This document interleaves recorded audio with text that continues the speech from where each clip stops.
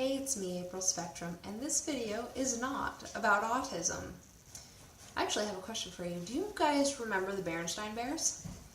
You know, there was Mama Bear and Papa Bear and the Brother Bear and Sister Bear, and they taught you life lessons like not lying when you break a vase, or how to deal with bullies, even though that one was actually incredibly violent and a bad lesson. The point is, they are kind of a part of everybody's childhood.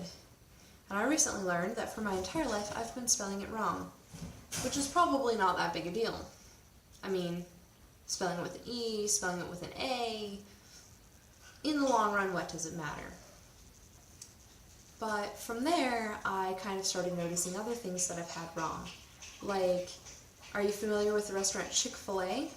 Well, fun fact, it's spelled CHICK-FIL-A, which all along I'd been spelling it CHIC, and I remember when I first saw it being like, why do they spell it like that? That would be pronounced chick-fil-A, and shouldn't it be chick, like a chicken chick, like a baby chick, like peep, peep? And it drove me crazy, but apparently I just remembered it wrong.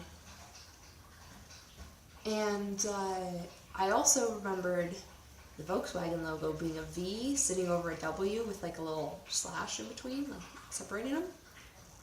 But my boyfriend actually drives one of those, and when I looked at his, it wasn't like that. See, I looked at it because someone told me that that's not how it is anymore. Keyword being anymore.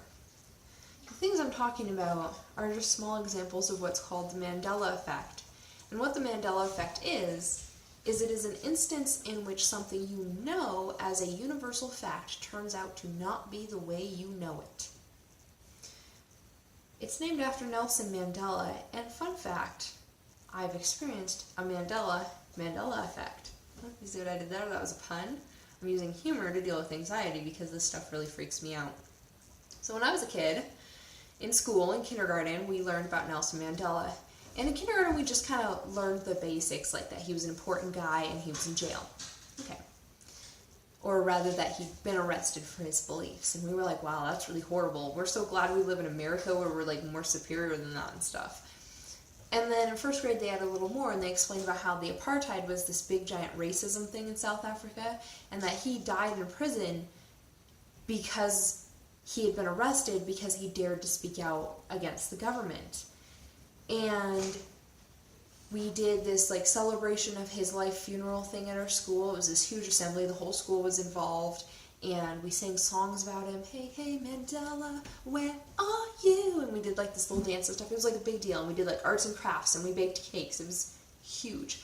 And the next year we did it again, and it was always right before Black History Month because he died like the week before that. And we learned about how it was really important to stand up for what's right, even when it's scary, and how there's other places in the world where you can't do that the way you can in America, and why that's kind of our business as Americans and people who have the freedom to stand up for others, and free Tibet, and write letters to Amnesty International, and no one should have to die in prison for their beliefs the way Mandela did, and it was a huge deal. And then in about 5th grade, we suddenly just stopped learning about it, which didn't seem weird to me because we also stopped learning about the Pilgrims, and that doesn't mean they didn't exist, you know? So it wasn't a big deal until, as I was researching this stuff, I found out he apparently died in 2012. Which means that 6 years of my childhood revolved around a lie. And if that wasn't freaky enough, I started discovering more of them. Now,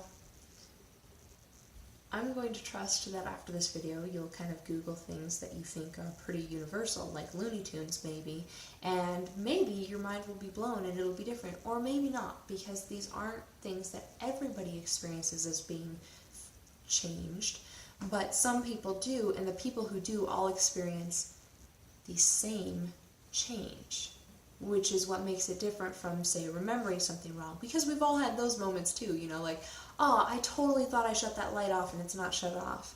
Or, oh, where did I leave my keys, right? But this is different because it would be like walking outside tomorrow and finding out the sky's been orange, and everyone's like, yeah, no, the sky's always been orange. I don't know why you would ever think it was blue. So, Another one that's also hits kind of close to home for me is I became super obsessed with Japan. I saw some Akira Kurosawa movie, and suddenly I was like, I'm gonna be a modern samurai, and I made myself like a samurai outfit by hand, and I did this thing where I tied my hair up in like a samurai bun, and I had a samurai sword, and I was like, I will only eat rice and stir fries and samurai foods, and I had this like samurai necklace. I was obsessed. I was autism level obsessed, and I'm saying this because I have autism, I have Asperger's syndrome. And it was definitely an obsession, and it lasted me like until this year, and I'm still kind of into it, so I mean it's still going. And there was a point where I designed a koi pond / garden for all native Japanese plants that I wanted to have at my home, and I looked it up and I found out that the latitude was the same as where I lived, so all the plants would work fine and I wouldn't even have to water it or sun it or anything. They would all just grow fine on their own and flourish. And I met this old lady who actually freaking had one, and it was gorgeous. Oh my god, I could go on for hours about her garden. Her husband had made it for her as their wedding gift, and now she was like elderly, and it was just perfect, and wild birds, and it was great. And I wanted that. And we did projects in school where we had to design a utopia, and I designed it as being Japan, and I did all the research of what their mineral resources were, and what their habitats were like, and their plants, and their animals, and their climate, all of it. And so we moved, me and my guy, recently we got into a place. We were living in this shitty apartment that was horrible and had holes in the wall, which I've complained about multiple times via my Twitter and whatnot. And we got evicted because the landlady found out I had autism, and she didn't specify that, but it's like, well, I wrote this thing to you that it said that I needed this communication change because of autism, and then you wrote back you're evicted. That's suspicious. But so we were homeless for a while, and then we miraculously got into this amazing place, which I'd show you around, but it's still a little messy and stuff, and needs paint. But anyways, he has this huge backyard, and I was super excited. I was like, babe, I can have my koi pond. And so we were like talking about how we're gonna budget so that I'll be able to get it. And I was like, oh, this is great, but I'll have to redo all my plants because they're for Washington's latitude, and so I'll have to find plants that'll work here. And so I get online, and Japan isn't at the same latitude as Washington State. It's at the same latitude as Colorado.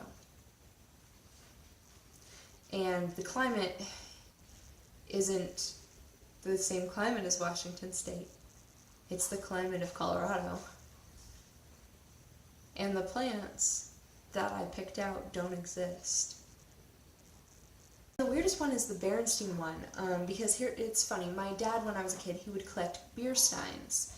And I don't really know why, because he never actually drank. He thought alcohol was the grossest thing. He explained it to me. He said that what happens is you take a fruit juice and you get it rotten, and then you let the bacterias pee in it, and their pee is alcohol. So, I mean, so that was how he thought of it. But he collected them, and he thought they were cool, and he'd have all these decorative ones, and they'd be up on this shelf in our kitchen.